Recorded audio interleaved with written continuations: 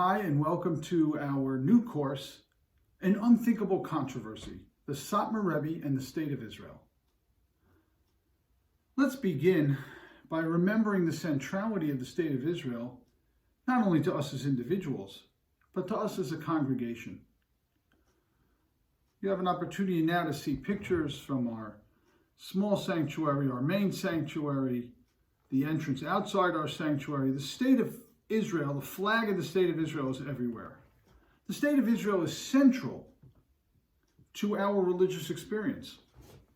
As a matter of fact, we have a special prayer for the State of Israel in the Shabbat morning services, where we refer to our State of Israel as Reshit Smichat Gulatenu, the very beginning of the sprouting of our national redemption.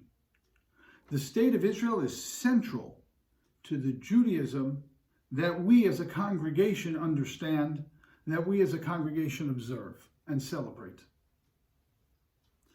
This is not the case amongst Satmar Hasidim. Amongst Satmar Hasidim, the State of Israel is a disaster. It's a disaster. It's the worst thing that's ever happened to the Jewish people. On Yom HaAtzmaut, which will be coming up just next week, God willing, while we are celebrating, while we are reciting Hallel, amongst Satmar communities and other Hasidic communities, but I'll focus on Satmar and Neturei Karta, who I'll mention in a moment, but amongst Satmar, there will be fasting. Some will burn the Israeli flag. They will fast. They'll treat it as a fast day, like a tragedy.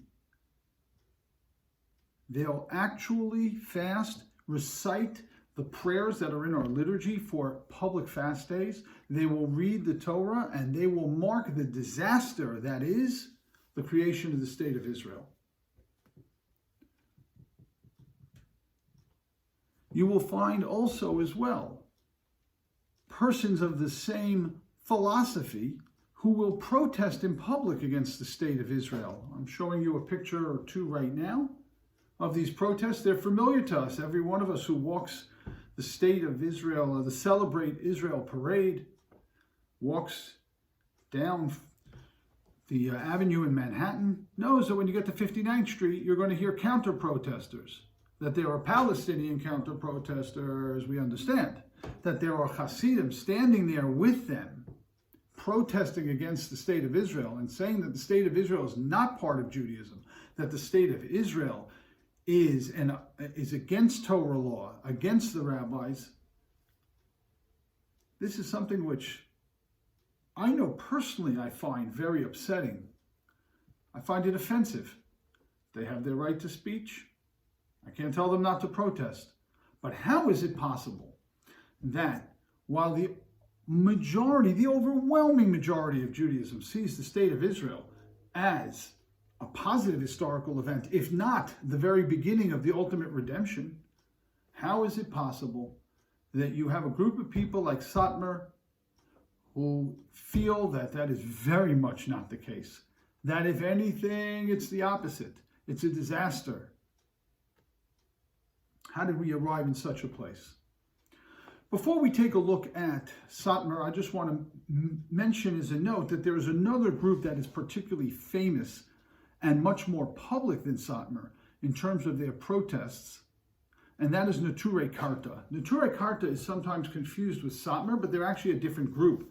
Satmar are Hasidim, Neturei Karta are not Hasidim, they're Misnagdim.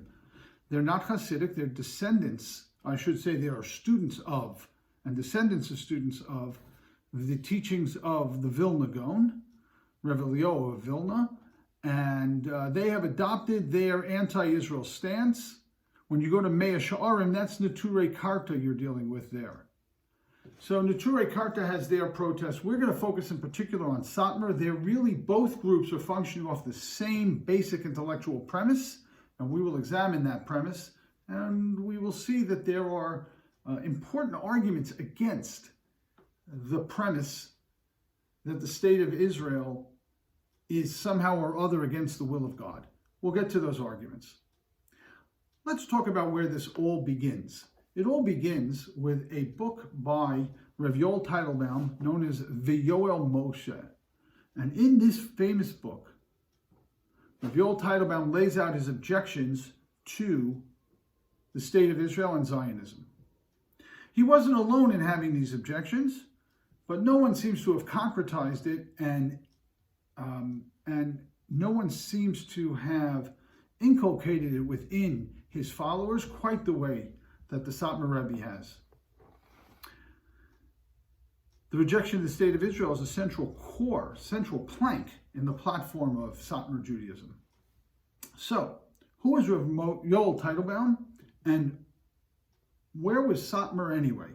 What is Satmar? So, let's start with an understanding of who Rav Yoel Teitelbaum is. I'm going to read for you and put the document up as well on your screen so that you can see it. Here is a Wikipedia biography of Rav Yoel Teitelbaum.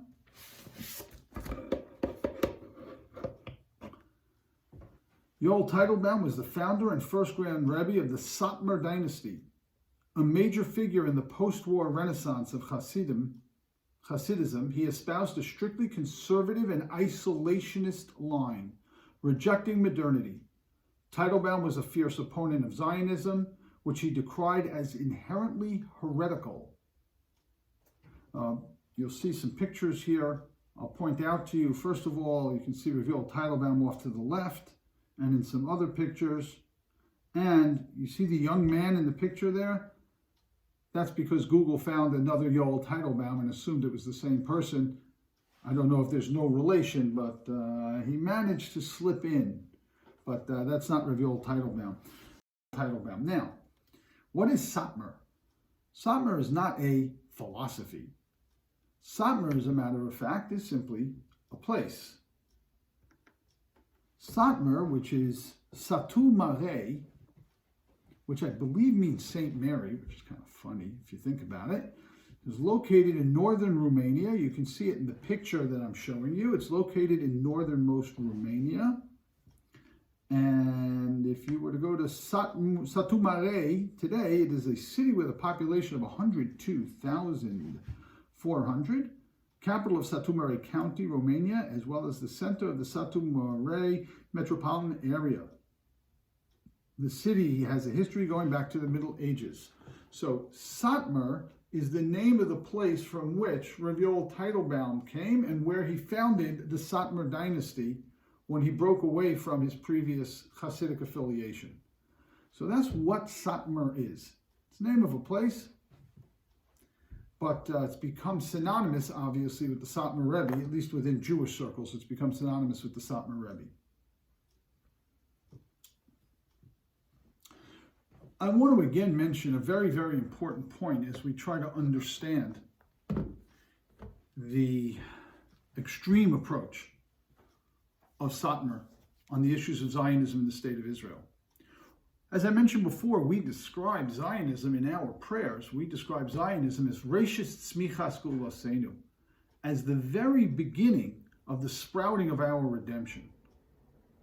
Satmar believes that the state of Israel is me'akev, it prevents the redemption, and that it is necessary, hopefully peacefully, it is necessary to dissolve the state of Israel because Jews are not allowed to establish a state of Israel, a state before the coming of the Messiah, and therefore it is necessary to dissolve the state of Israel, and then sometime in the future the Messiah will come and there'll be a religious state in the state of Israel, but until then we're going to have to suffer with living under the rule of the non-Jews who surround us.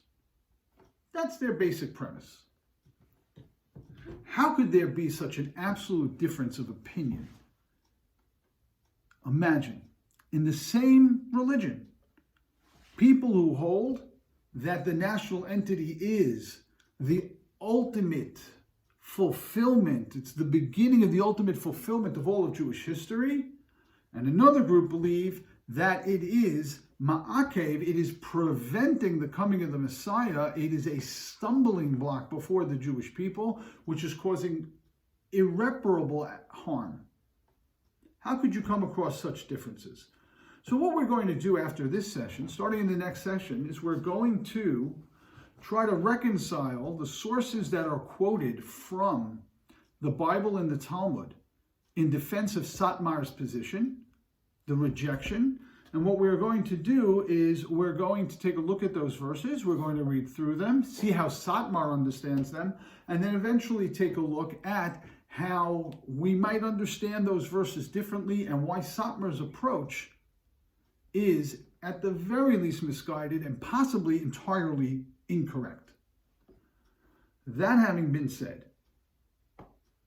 how can we understand both sides? That's going to be our objective. How do we understand what Satmar says?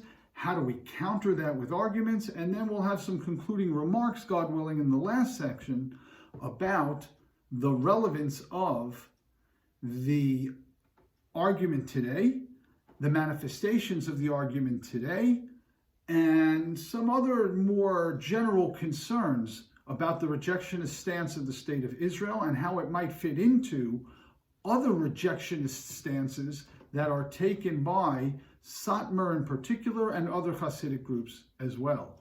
So we'll continue in our next section. We are going to take a look at the very beginning of the text of Vayol Moshe, of the very book itself. We are going to take a look at sources from the Bible and the Talmud. And after that, in subsequent classes, we will look at a response to those sources, and maybe putting those sources into a context which will help us understand that while they could be interpreted a particular way, while they seem to say one thing, in context it's easy to understand what the intent was of the statements, and that perhaps those statements do not defend the Satmar position at all. That'll be in our next session. Thank you for being with us.